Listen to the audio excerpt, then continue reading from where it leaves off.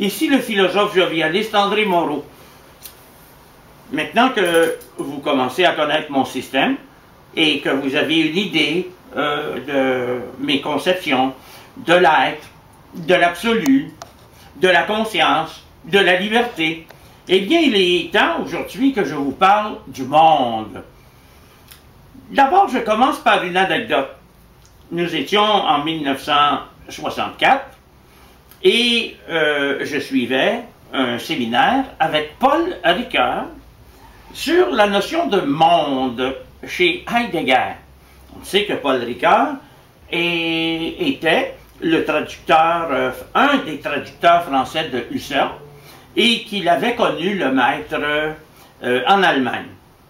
Alors, évidemment, ce que Ricoeur avait à dire était extrêmement complexe. Mais jamais je n'ai aussi bien compris la notion de monde que ce matin-là, car j'étais assis près d'une fenêtre qui donnait sur la place de la Sorbonne, à 2 pas de la librairie Joseph-Vrin. Et il y avait une foule d'étudiants qui circulaient en tous sens, et on entendait la circulation du boulevard Saint-Michel qui est tout près. Alors, je me rappelle qu'une voix s'élevait au-dessus du tumulte qu'il y avait sur cette place.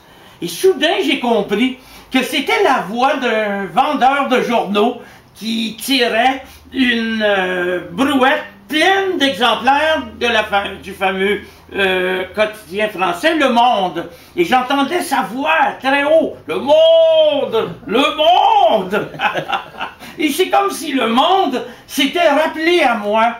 Et j'ai compris tout de suite ce que Ricoeur était en train de me dire d'une façon très compliquée, c'est que c'était l'horizon. L'horizon de notre comportement, c'était l'horizon de nos pensées, et que finalement, on connaissait toute chose sur fond de monde. Ça n'a pas pris de temps que j'ai fait rire mes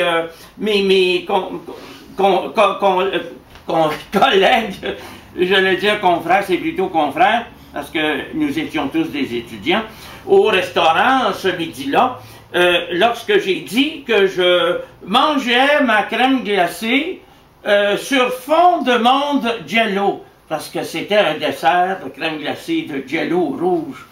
Et puis c'est en faisant ces blagues-là que j'en suis venu à réfléchir au monde. Mais je n'ai jamais totalement adhéré à la notion heideggerienne de monde, pour une simple raison, c'est qu'il est impossible de se faire du monde une vision globale. On ne peut avoir que des aperçus mondains. Par exemple, si je tends mon bras vers la fenêtre et derrière la fenêtre vers la montagne ici à Montréal, eh bien, il est évident que c'est comme si je voyais la lampe, les personnes autour de moi, le bureau s'envelopper autour de mon bras dans la perspective qui pousse à travers la fenêtre mon regard jusqu'au Mont-Royal. Alors évidemment, ces aperçus mondains constituent autant de regards de la part de tous les humains qui font partie de cette ville et qui nous aident à nous donner une vision de cet horizon de notre comportement et qui nous aide à nous situer, mais ce n'est pas vraiment une perception, c'est une sorte de référence. C'est comme un paramètre pour permettre de situer les choses qui ont l'air d'être extérieures, mais qui ne le sont pas. Car les choses sont données en conscience. Elles font partie de l'immanence de nos pensées, comme autant d'éléments objectifs soudés dans notre vécu à des éléments subjectifs, constituant ainsi une unité sans médiation.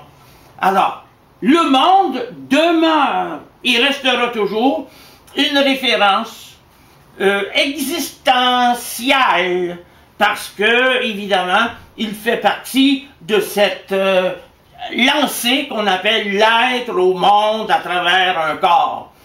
Et ça, ce n'est pas encore la conscience.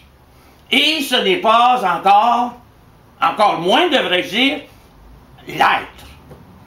Alors, j'espère que ceci a été clair pour vous et je vous souhaite une bonne journée.